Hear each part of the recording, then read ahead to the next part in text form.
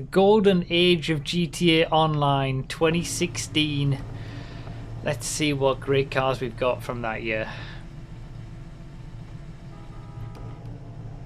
Everyone putting their tops down. This video is supported by my wonderful channel members here on YouTube. Click the join button below the video to directly support the channel and find out all the perks you can get by doing so, including early car testing info and having your name listed at the end of each video. Harmonic starts as usual. There we go, where we go, in the Windsor drop. The drop zone update was the first DLC for 2016 as well. But that wasn't the most important one. There's so many cars that we had to leave out of this one, by the way.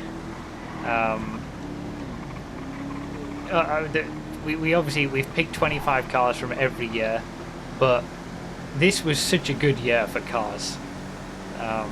Some we've left out, like the Tyrus, the FMJ, Wastelander, Ruiner 2000, like there's so many iconic vehicles from 2016. It was difficult to like fully narrow it down, but I think we've got a good mix, and I've actually even wrote down some notes for a lot of the vehicles just because there's so many and so many like good talking points. So we'll see if I need to look at that or I can remember things. But starting in the Windsor drop, which was the last coupe to be added to the game for 5 years in 2016 before the Previan arrived.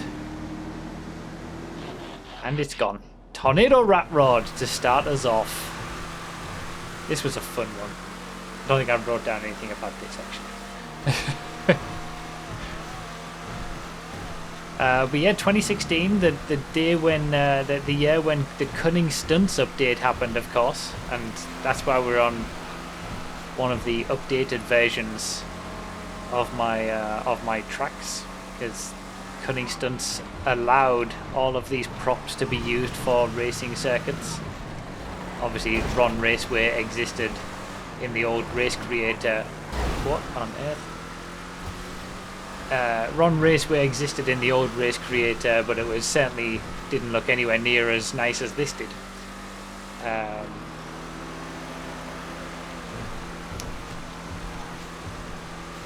But yeah, thanks again to Dinmite for loading up the race, planning the race, and giving me a sort of short list of cars and what to choose. It was difficult to pick the final 25. Faction Custom Donk. What a machine. Crazy.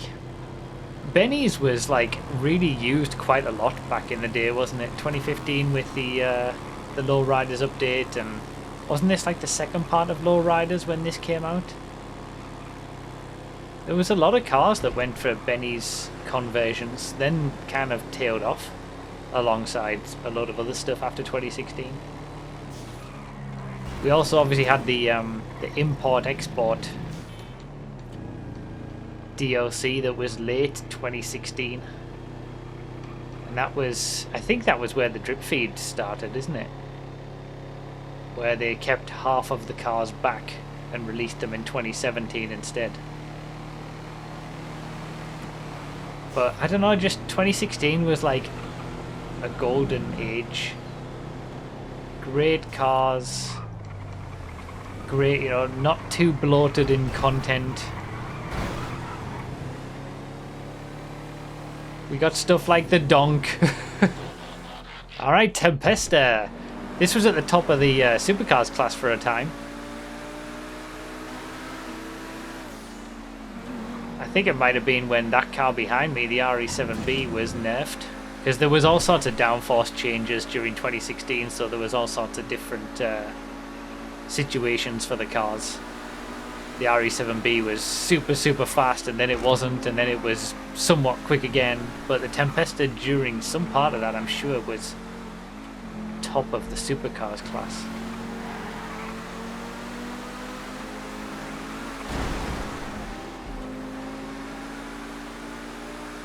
Everyone got around that, luckily, I think. It's a really nice car to drive as well, the Tempesta, actually.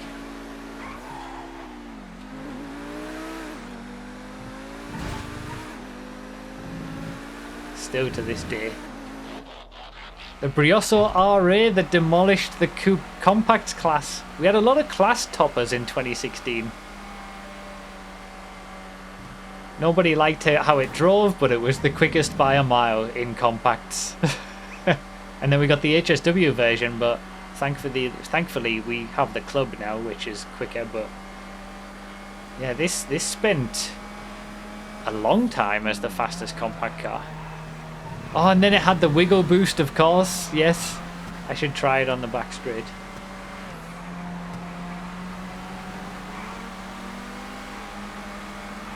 You could wiggle with it and it would go quicker in a straight line. Don't know whether that actually works on Project Homecoming now. They probably fixed it, no doubt, but stupid car. I mean, it's not the only car that does that, but I think it was the first one that got found to do that.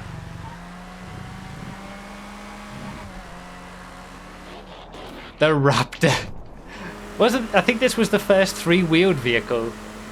They definitely pushed the boat out a little bit more with vehicles back then. Three-wheelers and, you know, the donk and stuff. Awful, awful vehicle. Hateful machine. Not as bad as what would come later with like the Rampant Rocket three-wheeler and stuff, but it was stupid. This car has 0 off-road traction loss in vanilla. Damn. Why? I remember testing it. I remember hating testing it. Just the way that it reacted to the bumps and stuff, it was horrendous. But I think this was the first.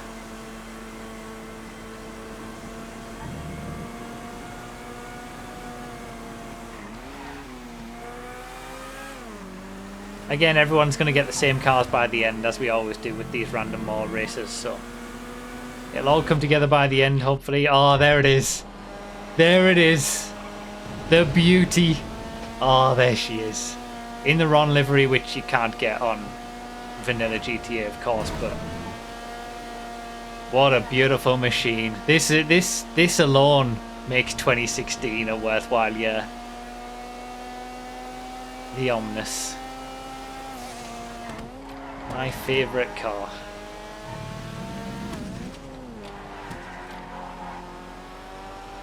Came along with the Cunning Stunts was one of the best updates, really, looking back. In terms of like the cars that we got and the stuff that we got. What an update for those of us who, you know, race. What a machine. So many great iconic vehicles came with the Cunning Stunts DLC. Including that one that's just ahead of me. Hey, here we go. The Banshee 900R and the Sultan RS. The January 2016 DLC.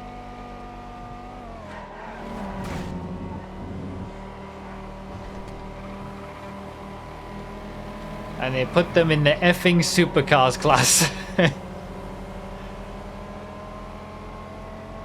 I still couldn't believe that. I still couldn't believe that they made, like, it was the first time they'd made a normal car or a race car at Benny's rather than just a lowrider. They chose good cars to do it with as well. The Sultan and the Banshee weren't exactly that much in terms of performance for the sports class. The Banshee 900R and the Sultan RS were, you know, they're good cars. But to then put them in the supercars class, what a stupid idea.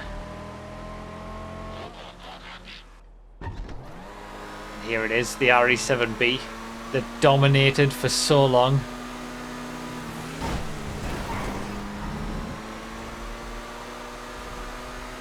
We had downforce introduced with the Cunning Stunts update. These were the first downforce cars. That was a brand new thing. Cars that were actually quicker, better, more grippy in the corners, the higher speed you were going. And then obviously the RE7B had the glitch with the rear wheel, the wheels, depending on what tyres you put on, it would get to like 200 mile per hour and FPS glitches with it and stuff like that that had to be fixed. You can't say they weren't innovating back then. And they were doing decent stuff, like it wasn't... And there's the June, there it is. The beauty. They were doing decent stuff, like, you know, it wasn't like Advanced Flags where it was just a flop. They probably, I mean, they were... I still think original cars are the best with no downforce or anything, but... Yeah, the Cunning Stunts update, we got the Omnis, we got the RE7B, we got the June. Like, what an update.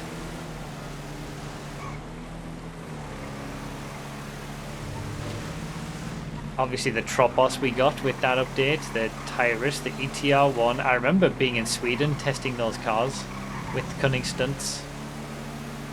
And I messed up because I didn't realise the spoiler increased the traction with the downforce. So I put out lap times video saying the ETR1 was the quickest, but I hadn't tested the Tyrus and the RE7B with the spoiler. So I had to redo it. It was a very stressful time, and there were so many cars released on day one back then as well. Yeah, the Trophy Truck and the Desert Raid, they came with the Cunning Stunts update as well. Just so many great cars. Sabre Turbo Custom, that wasn't with the Cunning Stunts update, but it dominated the muscle class for a long time. Again, 2016 brought a load of class toppers. The Pisswasser Dominator was only in single player back then. It hadn't been added to GTA Online, and then this came out. He took the Sabre Turbo to Benny's and it turned it into an absolute monster. Quicker than everything else in muscles.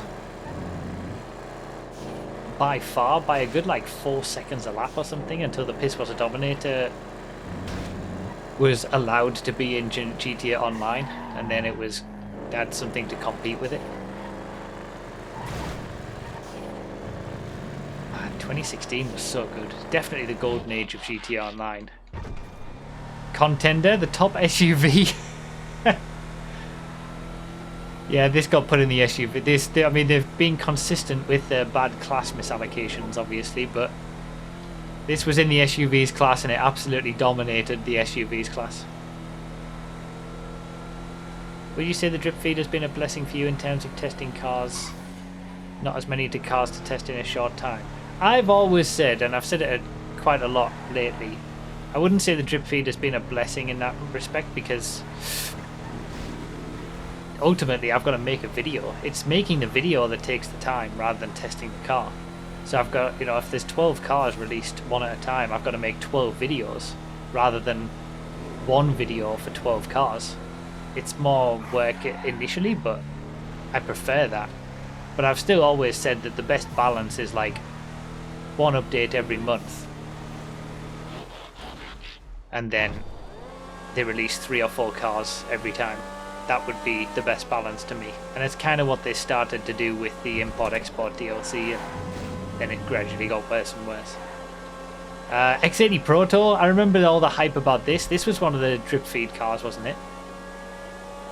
It's called Prototipo, I think, in the handling files, and people had looked at it in advance and thought that it was going to be the new quickest car in the game or something like that. So then I put out, I'm sure there's a video on my channel saying Prototipo, new quickest super, and it's like, oh, basically the video is just wait until it releases and I actually test it. It was good for stunt races though. It was one of the best for stunt races for a long time, this. And it was really expensive as well, yeah, one of the most expensive for a long time. The Nero, this came with the import-export DLC as well. The Nero Custom was quicker. Was the Nero Custom a Benny's upgrade as well? I think it was, wasn't it? They started to really experiment with Benny's upgrades being like race cars. And it did make it a little bit quicker. It was the quicker one around the lap and for top speed. But the Nero was fun because it had the active spoiler. Wasn't it the first one after the T20, I think, to get an active spoiler?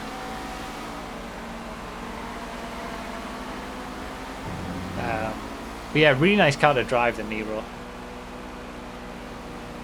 And the Nero Custom was one of the best, like, for supercar races in terms of like consistency and stuff like that. Alright, 770. This is a beautiful car to drive. It really is. Can't believe you forgot to talk about the X80 spoiler bug on either side of the map. Well, to be fair, I've got a very small amount of time for each lap. I made a 20-minute video that explained everything and culminated in the X80 spoiler bug. I can't explain all of that in one lap in 50 seconds. Go watch that video. I think it's the best video I've ever made on my channel, actually. What did I call it? I can't remember what the title of it is, but go find it and watch it, because it is probably the best created video I think I've ever made. It's like I really Downforce Broken, I think it was, yeah. I really liked how that came out and the way that it sort of took everything and then culminated in this big sort of craziness at the end and ridiculousness.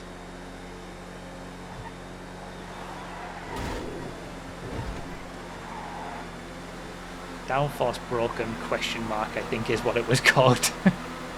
Oh, Broken Cars, how GTA spoilers and downforce works. There you go.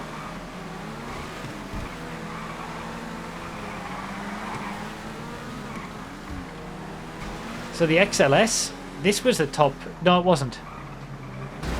Chomp, I don't know where you're going, honestly.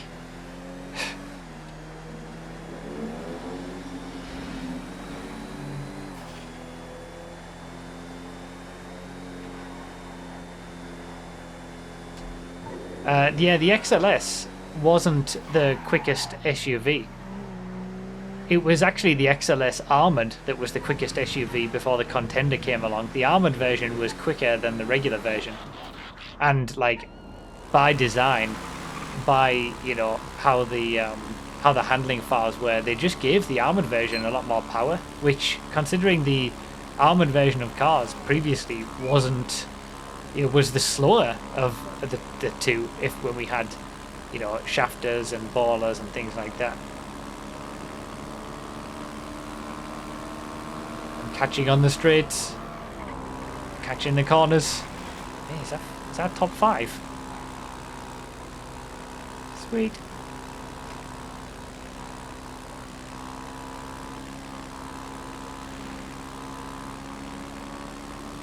Alright, what have we got left? About 3/4 of the way through almost. No, 2/3 of the way through. 2016. Best time to play GTA Online. There's the Sultan RS. The way that they released the DLC, the 2016 DLC, was crazy as well. I mean, the 2016 DLC, it is just called January DLC, January 2016 update. All it did was add the Sultan RS and the Banshee 900R as Benny's vehicles. And they released it completely randomly. And what really annoys me is putting them in the fucking supercars class. Really? Really? There it is. There's the sound from that video talking about the back in 2016. Thank you, Mild. What a sound. What a donation sound. But yeah, they released it completely randomly. There was no previous information about the DLC. I woke up one morning and this DLC had dropped. And there were 2 new cars to test. I think there's still a live stream from when I was checking out the DLC completely fresh. It was weird. That's what drip feed would probably be like if we didn't already know all the cars that were coming. But it was a completely separate DLC on its own. Like, they actually released it as a complete new update that you had to download. It wasn't like the Sultan RS and the Banshee 900R were already in the game files and just waiting to be released. Energy Retro Custom, another classic one. Slower than the Elegy RH8 though. So it didn't quite do anything in terms of lap time, and you had to convert an RH8 into the slower Retro Custom.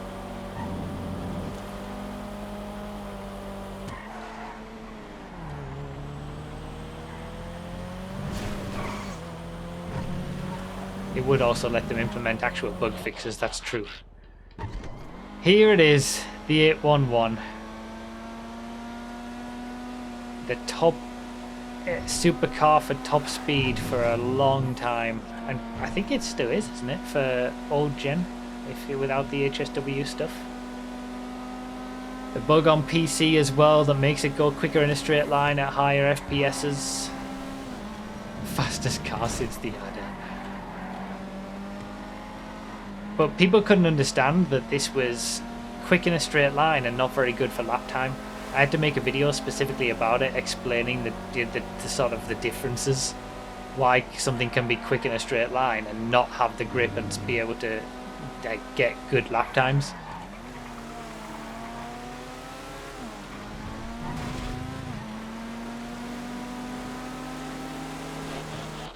The Tropos. Again, just such iconic cars. People think I don't like the Tropos because I like the Omnis. But it's not true. I really like the Tropos, I just like the Omnis better. The Tropos is a great car.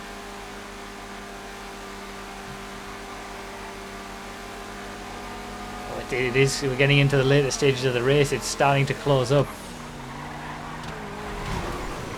Second, third and fourth on the track. Right together. Oh, that's not looking good. He's a scumbag! He's an absolute Look at the size of the Dune in comparison to the Tropos.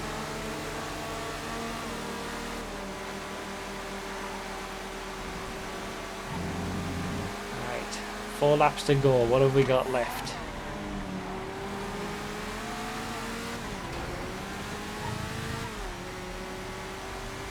Oh, this is a bit dodgy. The Lynx. I still remember the price of this, 1.735 million, because it's still a donation sound. I think it's still the most expensive, like, specific donation sound.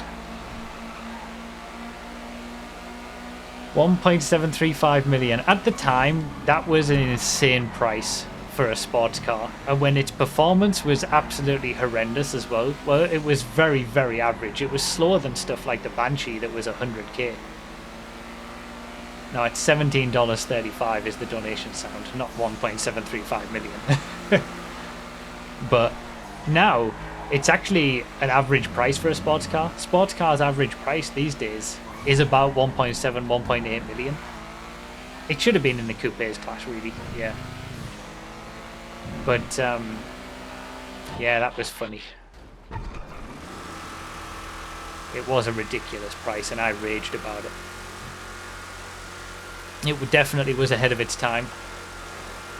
Trophy truck, what a machine the trophy truck is. This vehicle is so much fun. I love the trophy truck.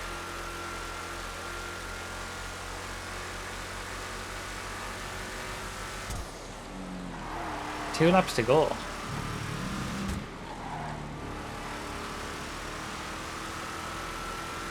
Don't know what's left. I'm hoping it's something quick.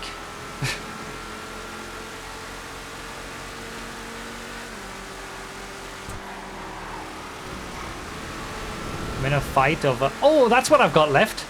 It just passed me. That's one of the two.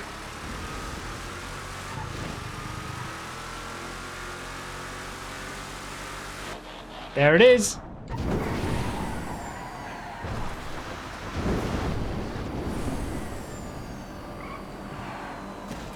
Oh my god. Damn.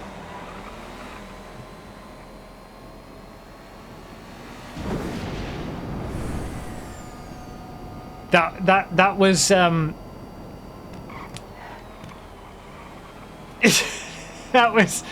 that was a little dodgy. I'll give you that. I thought I was far enough up the inside, truthfully.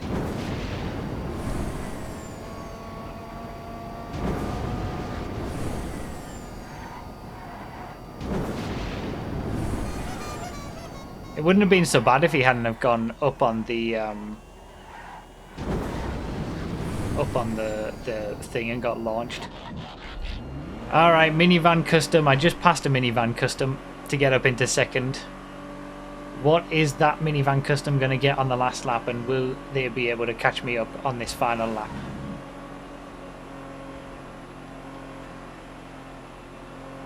There's a dune behind me now. Yeah, the Rocket Voltic was a bit of a special one as well. Again with import, export, and all those special vehicles like the Ruiner and whatnot. They were all that was pushing the boat out big time as well. Taking a Voltic and putting a rocket on the back of it. Locke takes the win. Everyone's going to get to finish their laps, like, as always with these races. Can I get a second? This would be my best result in any of these yearly car-specific races. Finishing it off in the minivan custom. Another lowrider vehicle. 2016 was so good. It was the best year. It's only going to go downhill from here. Probably both in performance as well, but I'll take a second. GG Locke again taking the win. I don't know where he started, but second's not bad from where I started. Like 14th or whatever it was. I'll take that. That's a fun little battle at the end with the multiple cars and switching of positions with the top 5. We'll let everybody finish their races. Started 8th, accidents in front, so was top 4 by lap 2. So Locke was top 4 by lap 2. It was a foregone conclusion already, wasn't he? Clean race mostly. Okay, yeah, I mean, I needed Locke to start behind me to have a chance of even winning that one. But, I mean, second is the best that I've had in these yearly class-specific races. I think it's the best I'm going to get, truthfully. But, you know, I'll take it. I'm happy with a second. And I always do well on this track, I suppose, so... We got plenty more to go. It's just the cars are going to start to get worse now. That's the only problem.